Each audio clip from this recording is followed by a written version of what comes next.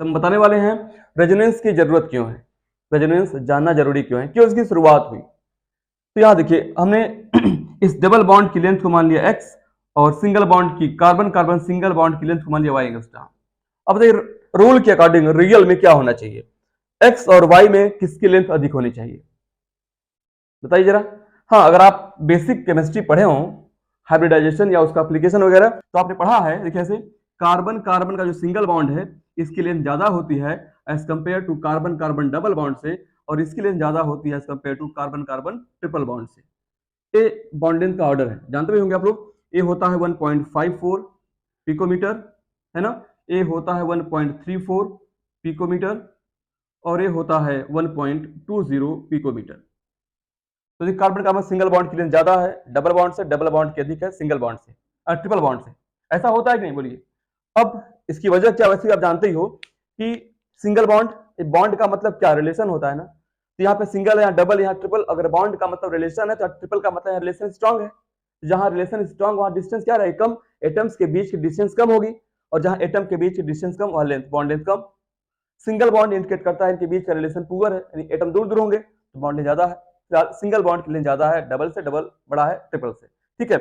तो इस लॉजिक के आधार पे, इस कॉन्सेप्ट के आधार पे आप ये बोलना चाहिए कि जो यहाँ x है वो छोटा होना चाहिए y से, बट गलत है, इट्स रॉन्ग, ये गलत आंसर है। देखिए यहाँ क्या है, ये क्या है कि आपका ये सिंगल बॉन्ड, यहाँ देखिए यहाँ से सिंगल हो जा रहा है, ये डबल है तो सिंगल को डबल से बड़ा होना चाहिए था, बट ये गलत है ना। इसी को देखते हुए ये सोचा गया कि ऐसा क्यों हो रहा है। रियल में पाया गया कि x और y की जो लेंथ है एग्जैक्ट बराबर पाई जा रही है, ये सही है।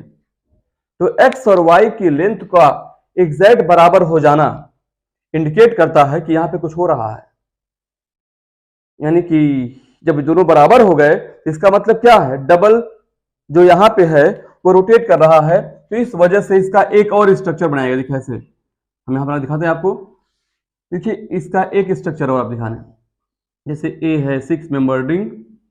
अगर ये ऐसा होता, फिर जब ये गलत पाया गया, डबल बॉन्ड की शुरुआत मानो यहां से कर देकर एक बार, ऐसे डबल बॉन्ड यहां, फिर एक छोड़ के यहां आ जाएगा। तो वैज्ञानिकों ने सोचा कि अगर लेंथ इक्वल हो जा रही है इसका मतलब कुछ ऐसा होता होगा कि जिसे हम लोग डबल समझ रहे थे वो सिंगल हो गया, और जिसे सिंगल समझ रहे थे वो क्या, डबल हो गया। देखिए इसी को प्रूव करने के लिए हाइपोथेटिकल कंसेप्ट डेवलप किया गया, ऐसा माना गया, ऐसा सोचा गया कि ऐसा होता होगा। जिसे आप सिंगल समझ रहे थे वो रियल में क्या डबल हो गया, और जिसे डबल वो क्या है, सिंगल हो गया, है ना। तो इस आधार पर देखिए, यानी कि इसमें डबल बॉन्ड रोटेट कर रहा है। तो देखिए जो जिसे आप y कह रहे थे सिंगल, y एंगस्ट्रॉम, और जिसे आप x कह रहे थे एंगस्ट्रॉम, देखिए अब क्या है, चेंज हो नहीं हो गया। इसका मतलब ये दोनों जो पाई बॉन्ड की पोजीशन है वो इस फिक्स ना होकर इस पे रोटेट कर रही है। इस वजह से क्या हो गया, दोनों की लेंथ इक्वल हो जा रही है। तो इसको, दोनों की लेंथ को इक्वल करने के लिए जो लॉजिक सोचा गया, जो कंसेप्ट सोचा गया, उसमें क्या, एक ही कंपाउंड के दो स्ट्रक्चर बन गए, और वे कौन से, लिविस स्ट्रक्चर। एक ही कंपाउंड के दो बन गए लिविस स्ट्रक्चर, है कि नहीं। जब एक ही कंपाउंड के बन गए दो लिविस स्ट्रक्चर तो इसी इवेंट का नाम है रेजोनेंस।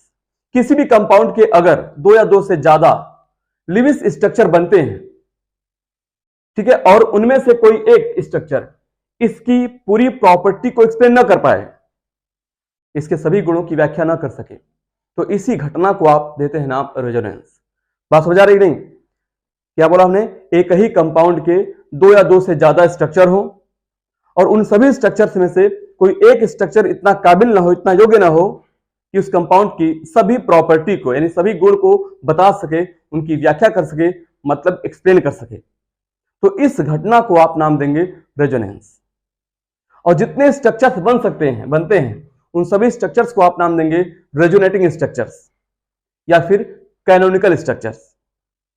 क्या बोलेंगे, रेजोनेटिंग स्ट्रक्चर्स या फिर कैनोनिकल स्ट्रक्चर्स। कितना आसान है, देखिए फिर सुनिए, दो या दो से ज्यादा स्ट्रक्चर, लिविस डॉट स्ट्रक्चर बन रहे हो एक कंपाउंड के, और उन सभी स्ट्रक्चर में कोई एक स्ट्रक्चर कंपाउंड की सभी प्रॉपर्टी को एक्सप्लेन न कर सके, तो इसे आप नाम देंगे रेजोनेंस। याद रहेगा आप लोगों को। देख लो, टू और more Lewis structures are possible for a compound, among these structure any one structure is not able to explain all properties of the molecule, such event is called resonance. Yeah, this event is called resonance. And all possible structures are known as what? Resonating structures or canonical structures. और इन सभी structure की सहायता से देखिए ऐसे आप बना सकते हो। मान लीजिए ये देखिए ऐसे डबल बॉन्ड हो गया, यहाँ रिंग है ऐसे, यहाँ पे ये रिंग 6 नंबर, यह पोजीशन फिक्स नहीं है, इसका मतलब डबल बॉन्ड इसके अंदर रोटेट कर रहा है। तो जितने रेजोनेटिंग स्ट्रक्चर्स बनते हैं इन्हें क्या बोलेंगे आप? इन्हें बोलेंगे आप रेजोनेटिंग स्ट्रक्चर्स या फिर कैनोनिकल स्ट्रक्चर्स। और इन सभी स्ट्रक्चर की सहायता से जो स्ट्रक्चर बनाओगे आप, इसे आप नाम देंगे रेजोनेंस हाइब्रिड। क्या बोलेंगे?